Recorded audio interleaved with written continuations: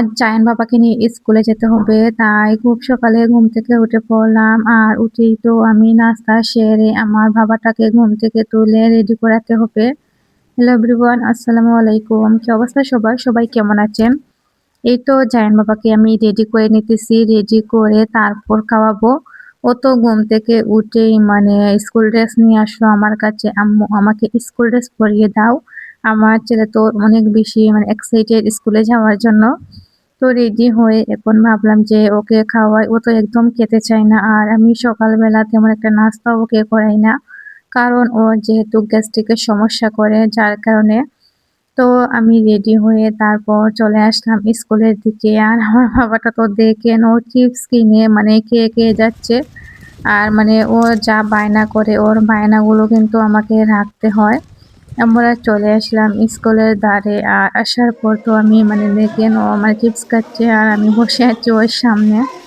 আর এখন যেহেতু খেলাধুলার বার্ষিক ক্রীড়া প্রতিযোগিতা হবে, তাই একটা ক্লাস হওয়ার পর পিটি শুরু হয়ে গেল। আর পিটির পর কিন্তু খেলাধুলা শুরু হয়ে যাবে। এই যে দেখেন,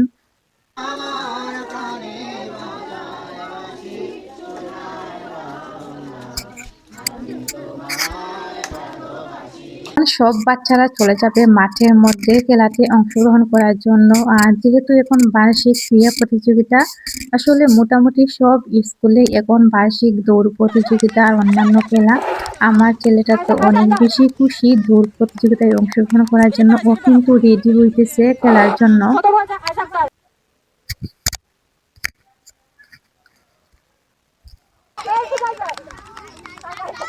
বাবু বাঁশিতে সুর দেওয়ার পর দৌড় দিল। আসলে ওদের দুইটা খেলা, একটা হচ্ছে দৌড় প্রতিযোগিতা আর আরেকটা হচ্ছে বাস্কেটবল খেলা।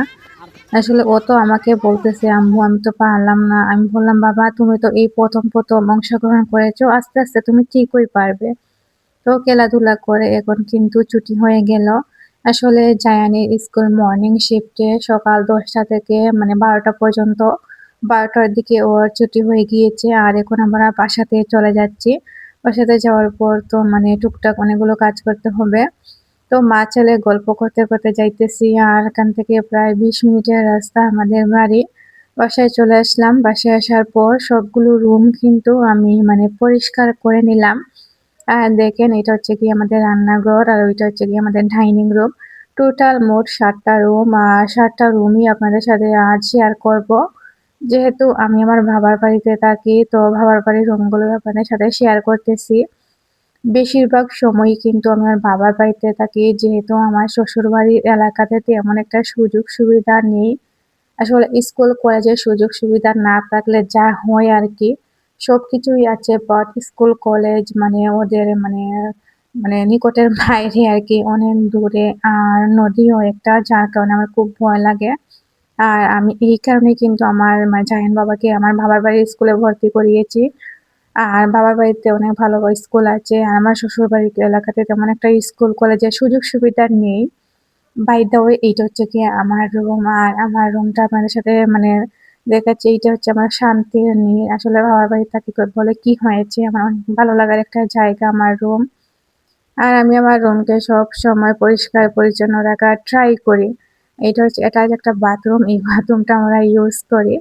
তো তারপর দেখেন, আমার একটা পার্সেল আসছে। আর আমার পার্সেলটা আমার আম্মুই কিন্তু ওপেন করতেছেন। আর এই পার্সেলের মধ্যে ছিল মাটির হাঁড়ি-পাতিল। মাটির হান্ডিগুলো অনেক বেশি কিউট ছিল। আপনারা খোলার পর নিশ্চয়ই দেখতে পারবেন। এইটা ছিল মিনি চুলা। আর মিনি এই মাটির হাঁড়ি-পাতিলগুলো আমার খুব বেশি পছন্দ। ভাবলাম যেহেতু সব আপুরা এই মিনি হাঁড়ি-পাতিলে রান্না-বান্না করেন, দেখি আমার কিরকম হয়। আসলে আমার কিন্তু এই ভালো লাগাতেই এই হাঁড়ি-পাতিলগুলো অর্ডার করা। খুব বেশি কিউট, তাই না? দেখেন অনেক বেশি কিউট। আমার খুব ভালো লেগেছে এই মিনি চুলাটা স্পেশালি। তো এখন আমি রান্না শুরু করে দিয়েছি। আজ রান্না করব হচ্ছে গিয়ে টাকি মাছের শুটকি দিয়ে আলু, আলু দিয়ে ভুনা যেটাকে বলা হয়। আলু দিয়ে টাকি মাছের আমার আম্মা নিজের হাতে বানিয়েছেন শুটকিগুলো। আর এই শুটকিগুলো দিয়েই আমি রান্না করব টাকি মাছের একটা ভুনা। টাকি মাছের শুটকি ভুনা খুব বেশি পছন্দ। আর এখানে দেখেন মাটির চুলায় রান্না করতেছি। মাটির চুলায় রান্না ওয়াও, অনেক বেশি ভালো লাগে আমার। খুব মজাদার হয়েছিল আজকের এই রেসিপিটা। আর আমার ছেলে তো মানে খেতে যাচ্ছিল, ওকে আমি বললাম যে তোমাকে আমি একটা ডিম মানে ফ্রাই করে দিব আর তারপর তুমি খাবে। ও তো খাওয়ার জন্য বসে আছে আর বলতেছে আম্মু কখন হবে, আমি বললাম হ্যাঁ হয়ে যাবে। তো আমার ছেলের জন্য মানে ডিম ফ্রাই করে নিলাম আর আমি এদিকে দেখেন কাঁচামরিচগুলো ফ্রিজে রেখে দিতেছি। যেহেতু মানে কাঁচামরিচ ফ্রিজে রাখলে ভালো থাকে, তো আমি সবসময় ফ্রিজে রেখে দিই বাজার থেকে আনার পর।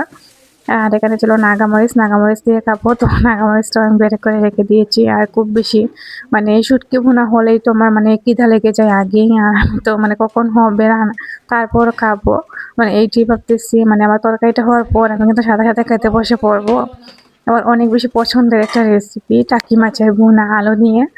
তো গাইজ আমার রান্নাবান্না শেষ, এখন খাওয়া দাওয়া করতে হবে। তো আপনাদের কাছে মানে আমার ভিডিওটি কীরকম হয়েছে অবশ্যই কিন্তু আপনারা সবাই কমেন্ট করেন, হাতে ভুলবেন না। আমি রান্নাবান্না শেষ হওয়ার পর সব মানে দেখেন মানে তালা বাটিগুলো মানে ধুয়ে যা মানে জায়গা মতো রেখে দিতেছি, আর এইভাবেই রাখলে ভালো লাগে। সো আজকের মতো এখানে বিদায় নিচ্ছি, সবাই ভালো থাকবেন, আসসালামু আলাইকুম।